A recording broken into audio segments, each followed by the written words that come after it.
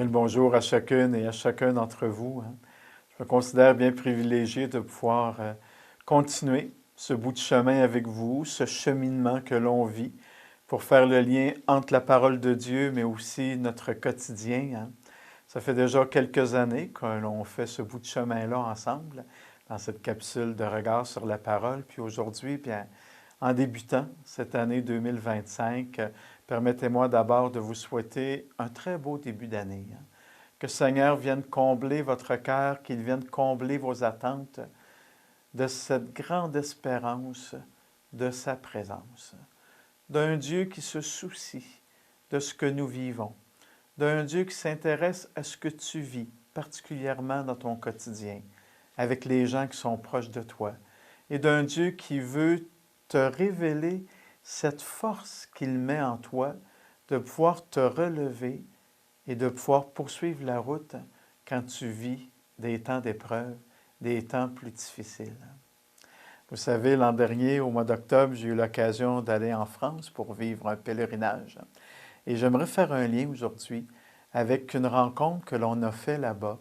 On a eu l'occasion de suivre de grands saints et de grandes saintes qui sont venus façonner la Nouvelle-France, d'autres aussi, comme Thérèse de Lisieux, ses parents, qui ont beaucoup influencé notre spiritualité d'aujourd'hui, mais également des témoins de foi dont on ignorait l'existence et qui sont venus nous rejoindre et nous interpeller dans cette réalité bien concrète que l'on vit en début de 2025.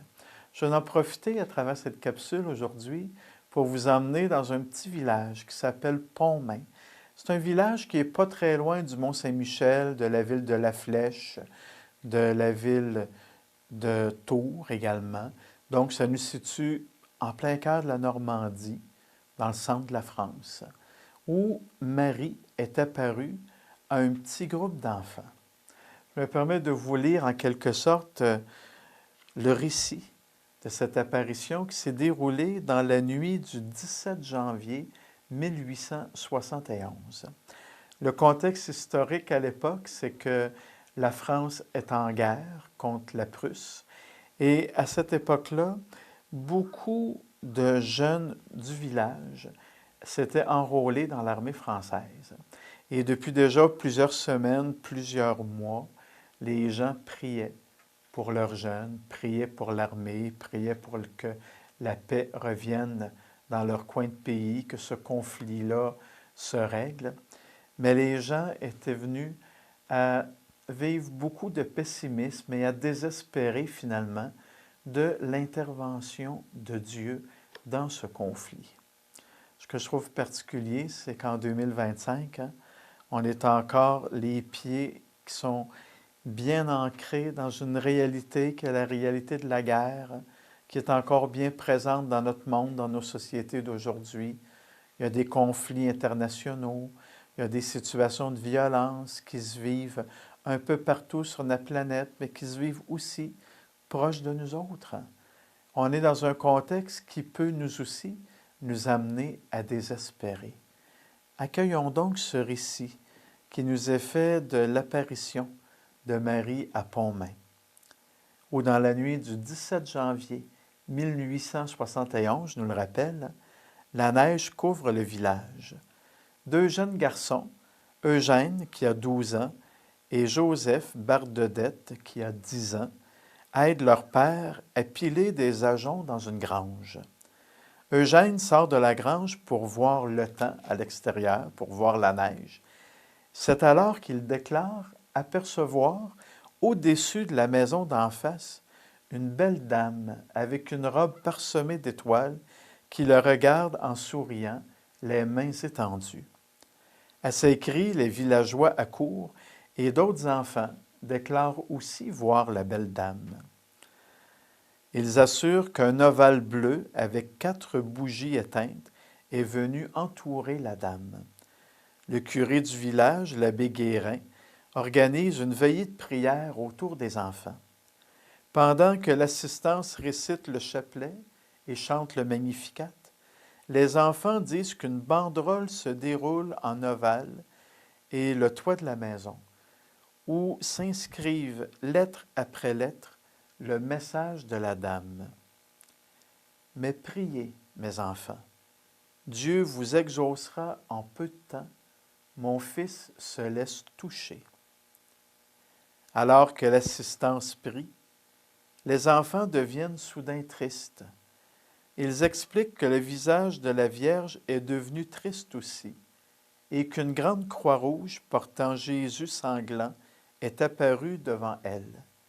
Au sommet de la croix, une pancarte blanche porte les mots « Jésus-Christ ».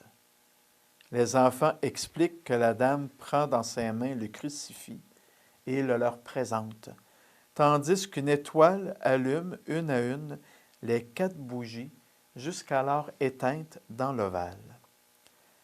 À la suite de cela, alors que le curé fait chanter le cantique de l'Ave Maria Stella, les enfants décrivent le crucifix qui disparaît, la Vierge qui reprend son attitude initiale, les bras tendus vers eux, une petite croix blanche surmontant chaque épaule et la scène qui se recouvre d'un peu d'un voile blanc avant de disparaître.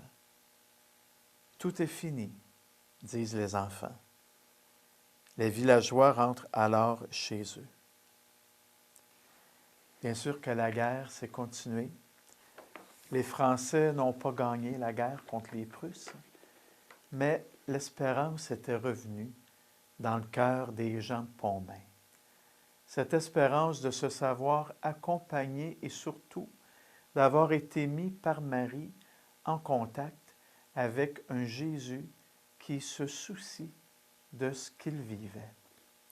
Il me semble qu'il y a là pour nous aujourd'hui, en ce début de 2025, un grand message d'espérance.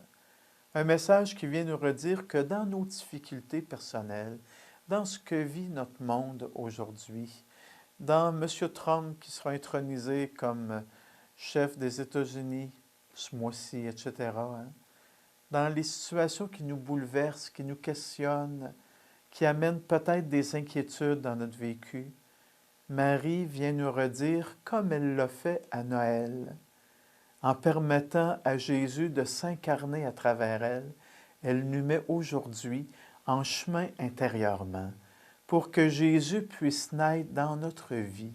Et elle nous dit, continuez de prier, mon fils, il se laisse toucher par ce que vous vivez.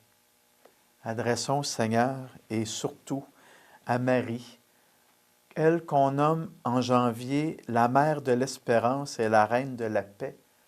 Confions-lui cette prière. Très douce Vierge Marie, tu as dans ton apparition à Pontmain rappelé l'importance de la prière, fortifié en nos cœurs l'espérance et apporté la paix.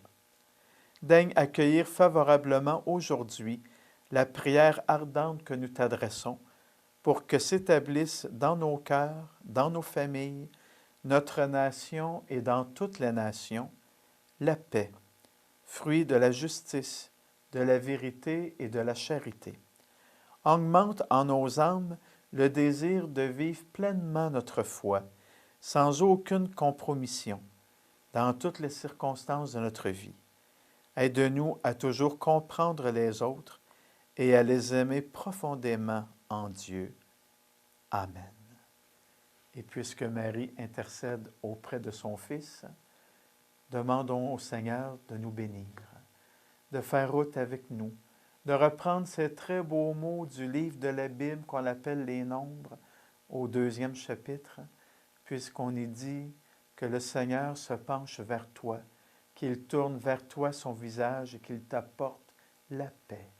Que le Seigneur te bénisse et qu'il t'accompagne tout au long de cette nouvelle année, lui qui est Père, Fils et Esprit Saint. Amen. On se retrouve bientôt pour faire un autre pas dans la foi avec la parole de Dieu.